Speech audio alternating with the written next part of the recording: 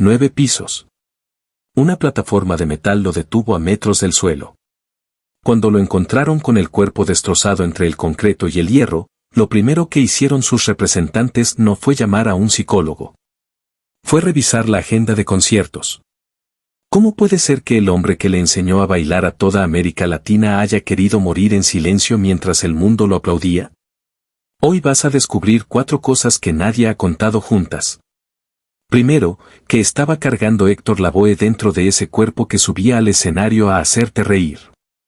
Segundo, como en un solo año perdió a su suegra asesinada, a su hijo muerto por una bala que no iba para él, y a su padre, una semana después de verlo cantar por primera y única vez. Tercero, como lo obligaron a cumplir contratos con el cuerpo enyesado después del salto, porque los contratos no se cancelan aunque el artista haya intentado morir.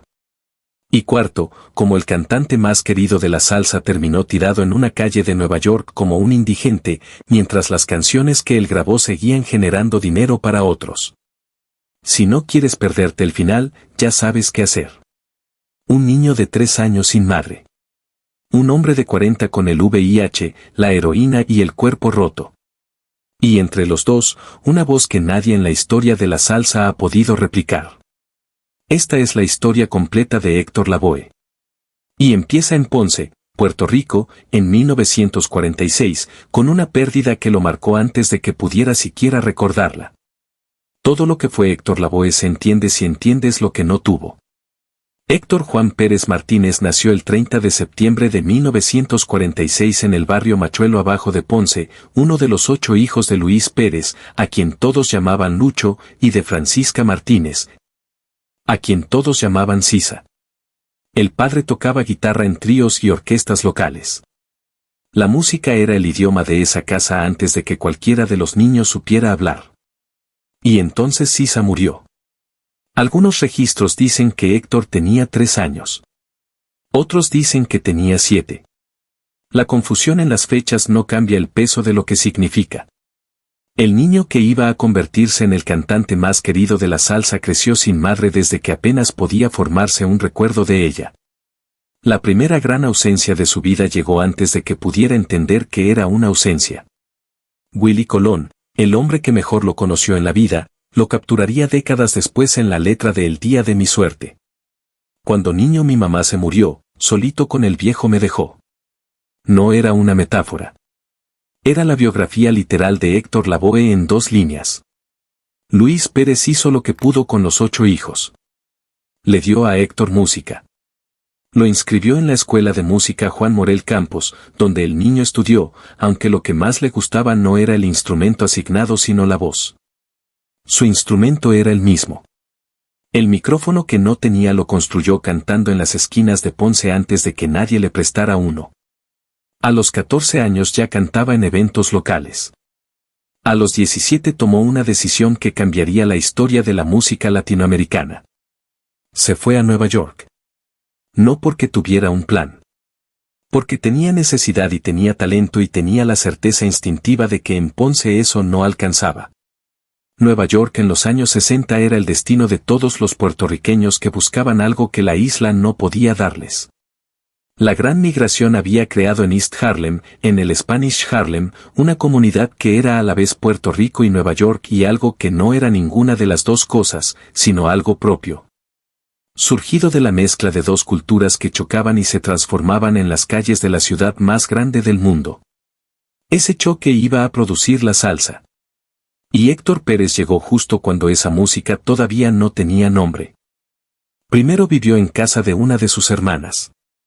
Buscó trabajo como cualquier inmigrante. Tocó en clubes pequeños. Fue ganando la reputación de alguien que cuando cantaba pasaba algo en el salón que no pasaba cuando cantaban los demás. Los músicos que lo escuchaban por primera vez no podían explicar exactamente qué era. Pero podían sentirlo. Y fue así como llegó a Willy Colón. Colón tenía 17 años también.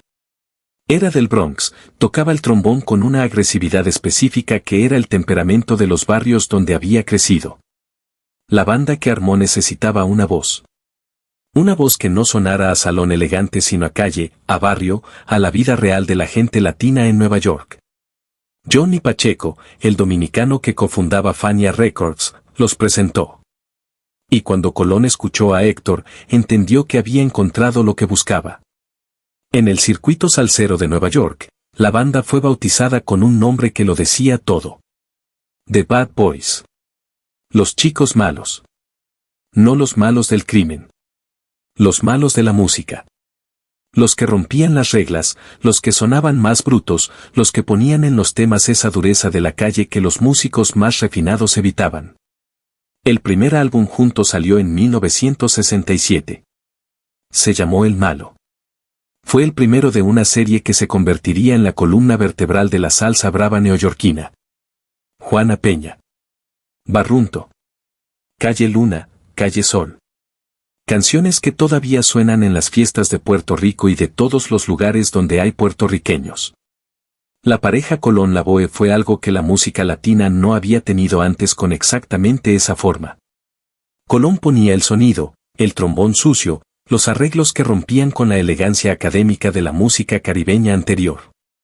Lavoe ponía la voz. Ese instrumento extraordinario que podía ir del grito al susurro sin perder nunca la afinación ni la emoción. Que improvisaba sobre cualquier base rítmica con la soltura de alguien que tiene la música en los huesos, no solo en la cabeza.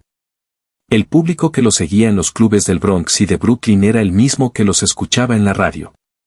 La comunidad latina de Nueva York que se reconocía en esa música porque hablaba de su mundo. De las calles oscuras. De las mujeres abandonadas. De los hombres que bebían para olvidar. De los sueños que América prometía y no siempre cumplía. La salsa era el realismo social de la comunidad latina en una forma que se podía bailar. Y Héctor Lavoe era el narrador de ese realismo con una voz que hacía que la tragedia sonara a fiesta. En 1973 la Fania All Stars actuó en el Yankee Stadium. Miles de personas que llenaron el estadio de béisbol más famoso del mundo para escuchar salsa. El concierto que demostró que esto no era música de nicho sino música de masas. Y Lavoe estaba ahí. Al año siguiente, Zaire, África. La pelea entre Muhammad Ali y George Foreman. La Fania All Stars tocó junto a James Brown y B.B. King ante decenas de miles de personas africanas que nunca habían escuchado un trombón de salsa. El poder latino resonó esa noche de una manera que todavía se recuerda. Pero algo se estaba moviendo por dentro que nadie veía desde el escenario. Nadie sabe exactamente cuándo Héctor Lavoe empezó a consumir heroína. Los que lo conocieron en esa época hablan de que el consumo de drogas en el circuito musical de Nueva York en los años 60 y 70 era tan omnipresente que la pregunta no era si la gente consumía sino cuánto. El jazz había tenido a Charlie Parker y a Miles Davis y a Chet Baker. La salsa tuvo a Héctor Lavoe. Lo que la heroína hace en el cuerpo de alguien que la usa durante años y a las dosis que Lavoe la usaba es una destrucción sistemática que avanza más despacio que un accidente pero llega más lejos que cualquier golpe. Destruye el sistema nervioso. Destruye el sistema inmunológico. Destruye los vínculos con las personas que rodean al usuario porque la droga se convierte en la única relación que importa. Se había casado con Nilda Román, a quien todos llamaban Puchi. La madre de su hijo Héctor Pérez Jr., nacido en 1969. Puchi era la mujer que lo conocía mejor que nadie. Que lo amaba con la dificultad específica de amar a alguien que se autodestruye. Que intentó durante años ser el ancla que lo mantuviera cerca de la realidad. Pero la heroína no negocia con los anclajes. Y fue en medio de esa tensión que llegó 1975. Willie Colón tomó una decisión que cambió el rumbo de ambos. Se retiró como ejecutante para dedicarse a la producción. La banda quedó para Lavoe. Y Lavoe, que hasta entonces había sido la voz de la banda de Colón, se convirtió en el responsable de todo. La separación produjo en Héctor algo que el alcohol y las drogas iban a amplificar con el tiempo. La sensación de abandono. Colón era su padrino artístico, su hermano de escena, el hombre con quien había construido lo que era. Y Colón se fue. Siguió colaborando, siguió produciendo, pero no estaba en el escenario todas las noches. Y en el escenario todas las noches, Héctor Lavoe estaba solo. Fue en esa época también que Willy Colón le sugirió a Rubén Blades que había alguien mejor que él mismo para cantar una canción que Blades había compuesto. La canción se llamaba El Cantante. Blades la había escrito para sí mismo. Pero Colón escuchó la letra y pensó en Héctor. Vinieron a divertirse y pagaron en la puerta. No hay tiempo para tristezas. Vamos, cantante, comienza. Era la descripción exacta de alguien que lleva el dolor adentro y tiene que ponerlo entre paréntesis para salir al escenario y dar lo que el público pagó para recibir. Era exactamente lo que Héctor Lavoe hacía cada noche. Blades cedió la canción. Y El Cantante se convirtió en la autobiografía que Héctor Lavoe nunca escribió pero que cantó durante 20 años. Yo soy el cantante muy popular donde quiera. Pero cuando el show se acaba, yo soy otro humano cualquiera. Cada vez que la cantaba estaba describiendo exactamente lo que vivía. Lo que nadie en el público podía ver. Lo que estaba pasando detrás de esa voz que los hacía bailar. Y entonces llegó 1987. El año en que todo se derrumbó de una vez.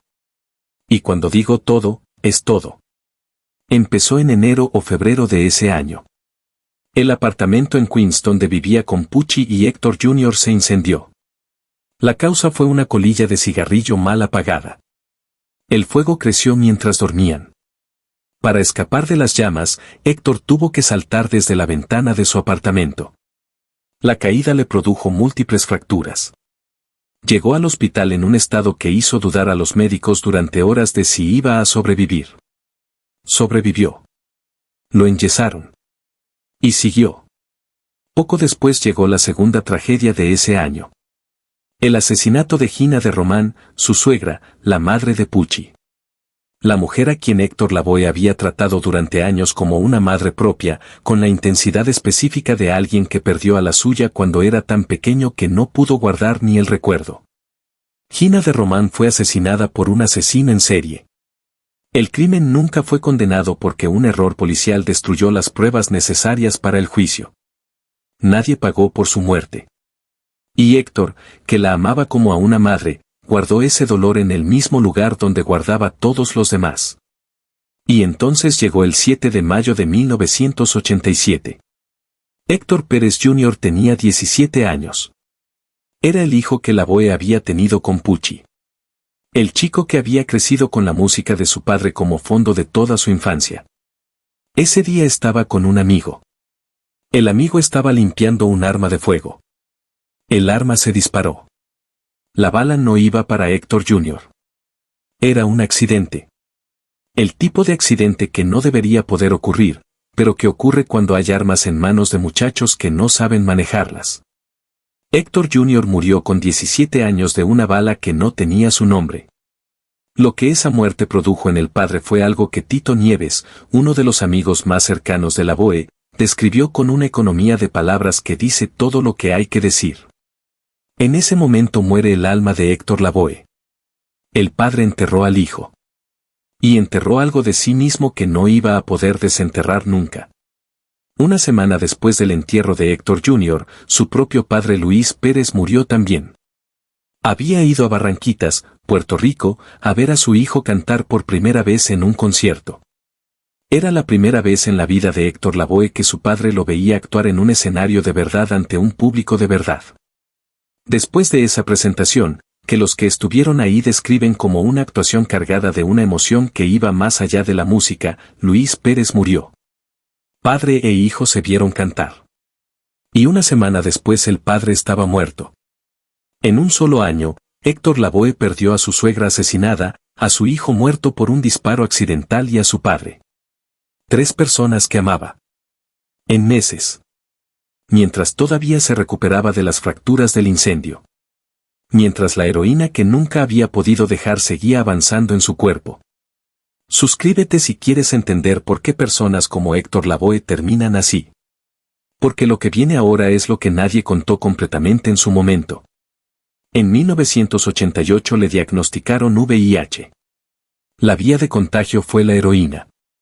Una jeringa infectada compartida en algún momento, en algún lugar que ya no importaba rastrear porque el daño estaba hecho. El VIH en 1988 no era la enfermedad crónica manejable que es hoy. Era una sentencia de muerte con plazos. Los que lo recibían sabían que tenían años, no décadas. Y esos años iban a ser años de deterioro progresivo, de un cuerpo que iba perdiendo batallas una por una hasta perder la última. Héctor lo supo. Pucci lo supo. Y las peleas entre ellos se volvieron más intensas, más cargadas de desesperación, más imposibles de sostener. El 26 de junio de 1988, en el 9º piso del Hotel Regency del Condado de San Juan, Puerto Rico, después de una pelea con Pucci, Héctor Lavoe le dijo que si seguía discutiendo con él se iba a tirar por la ventana. Pucci no lo creyó. Héctor se tiró. Cayó 9 pisos. Una plataforma metálica del sistema de aire acondicionado lo detuvo a pocos metros del suelo. Sin esa plataforma hubiera llegado al suelo. Sin esa plataforma la historia termina ese día. Llegó al hospital con múltiples fracturas, parálisis parcial del cuerpo y la certeza de que algo más hondo que los huesos se había roto para siempre. Cuando le preguntaron cómo se sentía después de sobrevivir, dijo algo que resume toda su vida en 7 palabras. Todavía no me quieren allí arriba. Y entonces pasó algo que dice todo lo que hay que saber sobre cómo trata la industria musical a sus artistas. Sus representantes tenían contratos. Los contratos tenían fechas.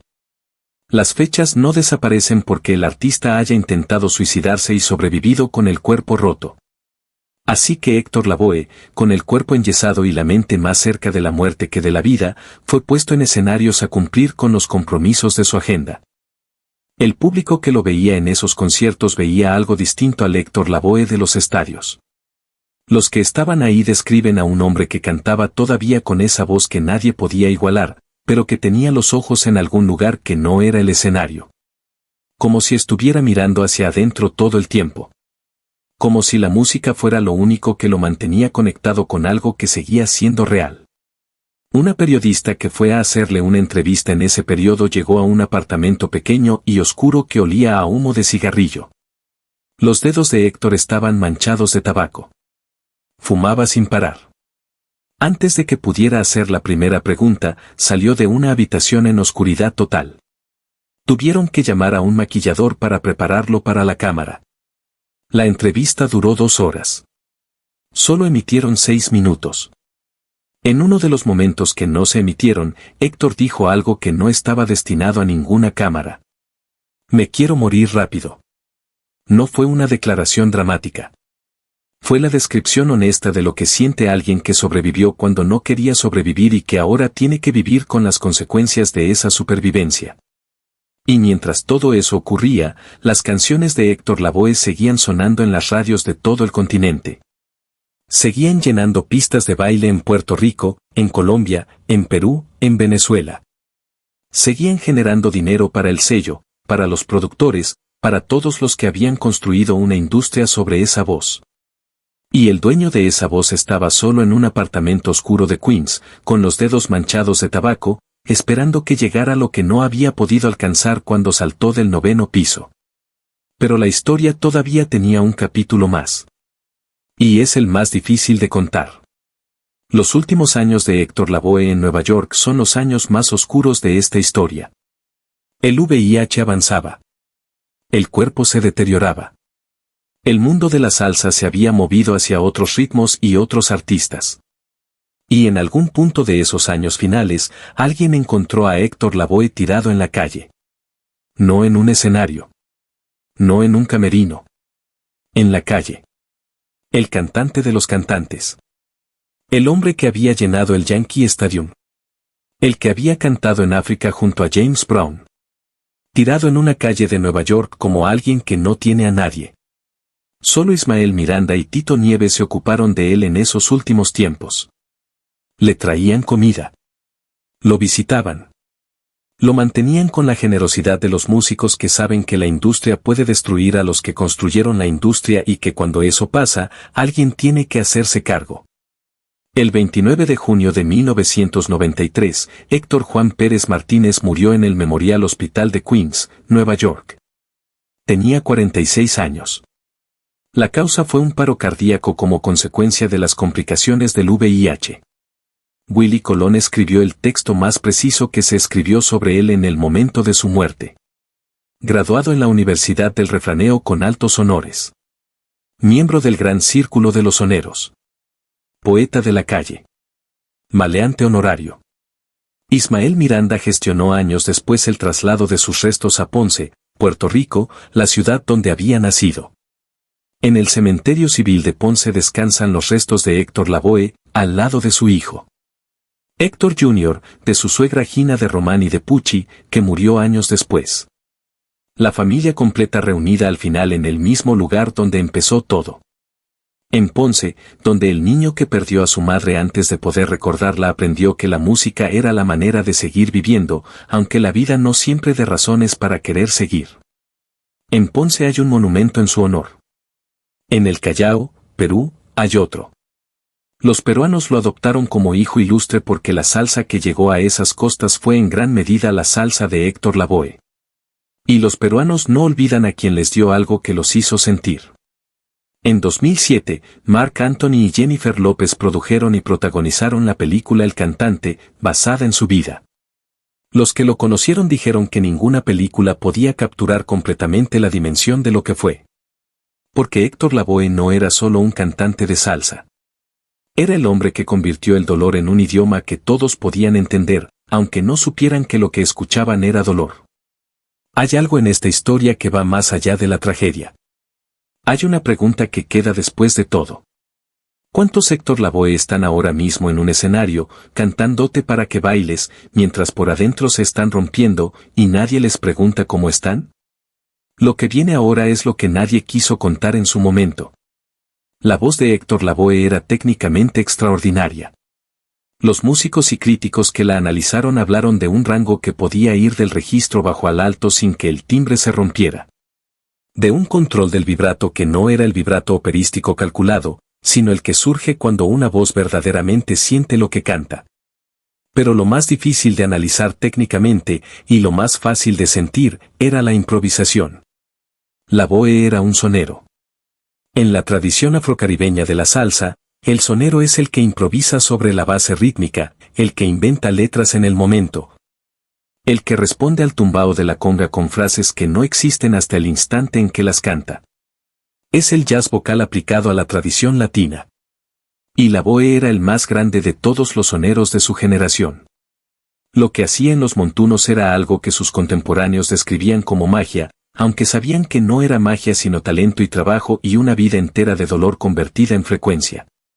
Podía tomar una frase que le gritaba a alguien del público y convertirla en el centro de una improvisación de 5 minutos que terminaba de vuelta en la letra de la canción, como si siempre hubiera estado ahí.